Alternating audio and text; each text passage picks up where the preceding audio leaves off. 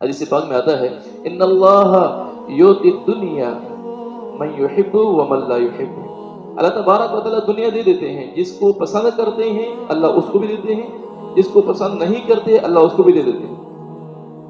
اللہ تعالیٰ کے یہاں معیار مال و اسباب کا ملنا نہیں ہے محبت کی دلیل، کی پسند کرنے کی دلیل کہ اللہ تبارک و تعالیٰ اس بندے کو پسند کرتے ہیں اس لیے اس کو مال دے دیا، اس بندے کو پسند نہیں کرتے ہیں اس لیے مال چھین لیا، یہ کوئی دلیل نہیں۔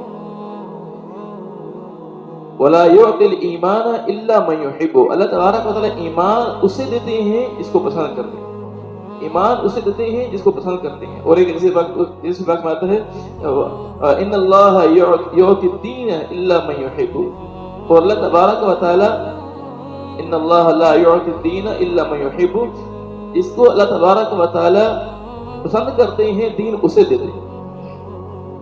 ایک روایت میں ایمان کا لفظ ہے، ایک میں دین کا لفظ ہے۔ تو دین کا ملنا کامیابی کی دلیل ہے، دین کا ملنا اللہ تعالیٰ کی محبت کی دلیل ہے، پسند کرنے کی دلیل ہے۔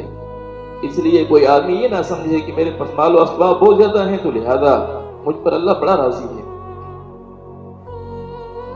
بعض لوگ یہ سمجھتے ہیں کہ مال و اسباب کم ہونا شروع ہو گئے تو سمجھنا شروع کر دیتے ہیں، سوچنا شروع کرتے ہیں کہ ہم سے کون سی ایسی خطا ہوئی ہے جس کی وجہ سے ہمارا مال کم ہونا شروع ہو گیا۔ یا کوئی آدمی یہ سمجھتا ہے کہ میرے پاس مال آنا شروع ہو گیا ہے تو کوئی سمجھتے ہیں کہ بس مجھ پر اللہ بڑا راضی ہو گیا ہے کہ مال آنا شروع ہو گیا، تو یہ کوئی دلیل نہیں ہے۔ بعض اللہ تبارک و تعالیٰ اپنے پسندیدہ لوگوں پر امتحان ڈالتے ہیں، مال لے لیتے ہیں کہ میرا بندہ اب کیا کرتا ہے، اللہ تبارک و تعالیٰ سے بھی کرتے ہیں۔ بعض اللہ تبارک و تعالیٰ مال دے دیتے ہیں کہ میرا بندہ اب کیا کرتا ہے، اللہ تعالیٰ تو امتحان لے رہے ہیں نا بندوں سے۔ اس لیے ہر حال میں اللہ تبارک و تعالیٰ کے حکم پر چلنا اور اللہ کے حبیب صلی اللہ علیہ وسلم کے سنت طریقے پر چلنا ہو۔